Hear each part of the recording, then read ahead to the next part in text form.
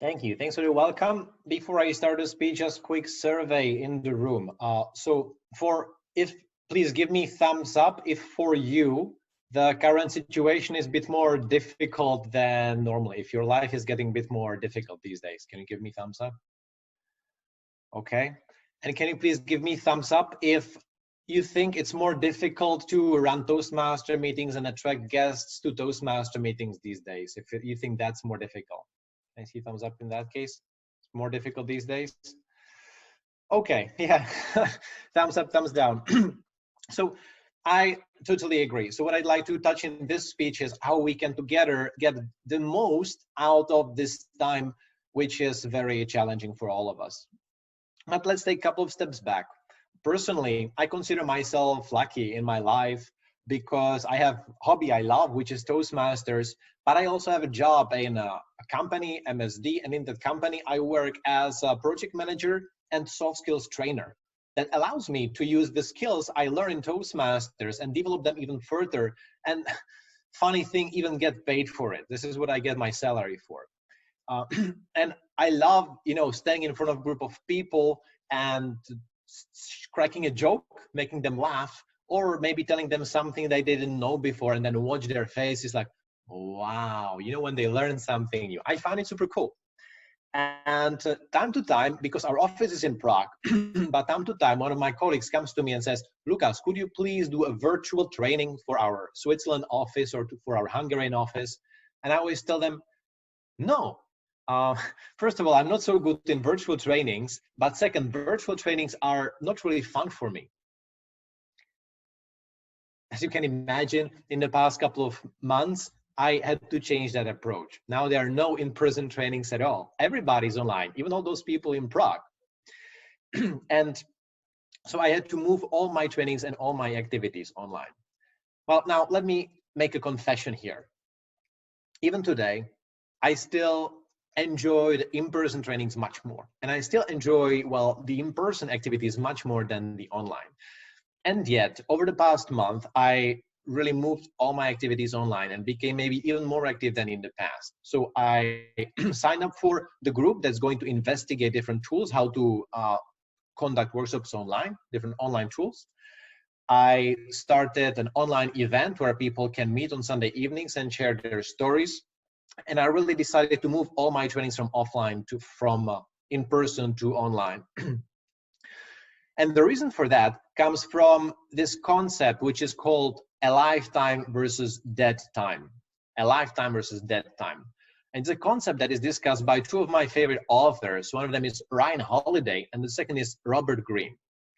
And this describes that even when you're in the most unfavorable circumstances, for example, you are in a job you hate, or you are even in quarantine, or you are even in prison, you always have the choice how you're going to spend your time.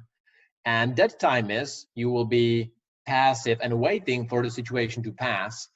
And a lifetime is asking yourself, okay, what is the best thing I can do? How best I can utilize every second of my life to be ready for when the situation gets better. And clearly, this is something that I believe many of you are already doing, because I see that you are very active and you're actively participating in these meetings and organizing your lives and being maybe even more productive in home office. But I think that this is something we can use also for our Toastmaster meetings. For example, I visited ArtTalkers and a couple of other clubs in Kiev, and I know a couple of you personally. And I know that you're putting a lot of effort, and in the past, you have put a lot of effort into making the clubs great and finding the best place to meet and making yourself better speakers so that you can be great role models, and also creating this atmosphere where everybody feels welcome. And yet, I'm also aware that in the current situation, that creates a lot of uncertainty for the future. And also the online meetings are not the same as in person, that, there are some people who are considering whether to renew their membership or not, because, they don't, for example, they don't know if they're going to have a job in 1 month from now. And I know it must be very frustrating for you who care about your clubs and who want to make it great, but you find yourself under more difficult conditions. Is that right? Do you have a similar feeling? Is it difficult and frustrating maybe these days? Give me a thumbs up if you're with me. Yes, and it's true. It is more difficult. I agree. And yet, I think right now, even in Toastmasters, we can ask ourselves this question, okay, well, we didn't choose this situation. We cannot influence for how long this virus is going to be out there or for how long we're going to be in quarantine or lockdown. But what we can choose is, okay, how are we going to use our time? What is the best thing we can do? And actually, I think that the situation that everybody's online now poses us with a lot of opportunities. For example, think, well, we have to move online, but our meetings still take place regularly. And Anya just said it, for her, these online meetings are the highlight of the week. Now think of all the people who had different hobbies, those who go to salsa classes, those who play football, those who just hang around with friends in the bar.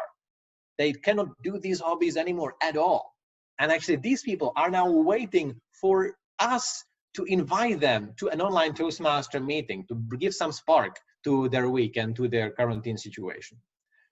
Also think about all those people in Lviv and Donetsk and other big cities in Ukraine that do not have Toastmaster clubs just yet, but because, well, they do not know what Toastmaster club looks like. And Kiev is too far for them. But maybe today we can reach out to them and invite them to our online meetings, teach them what a Toastmaster looks like, so that after the quarantine finishes, they'll be able to start these meetings in their own cities because they'll be equipped with all the knowledge. Or maybe you have always dreamt of inviting this famous European speaker to your club meeting, but Kiev was too far for them. Well, look at it today. First of all, it's easy, it's just one click away now. And also, there are almost no clubs meeting on Saturday lunchtime. So we have a great opportunity to invite the best speakers from Europe to give a speech in your club. I'm not saying the current situation is better than, let's say, the normal world. Not at all. But I really believe there are so many things, how we can utilize it to our benefit, how we can really make this a lifetime. And I also know that you are the group of people who has a lot of optimism, positivity, and a lot of great skills. So my invitation to you is, think about how to get the best, how to get the most out of it. And I think if all of us do this, not just in your club, but across all our district, after this virus situation passes, we will emerge stronger and better than we were before. Madam Toastmaster.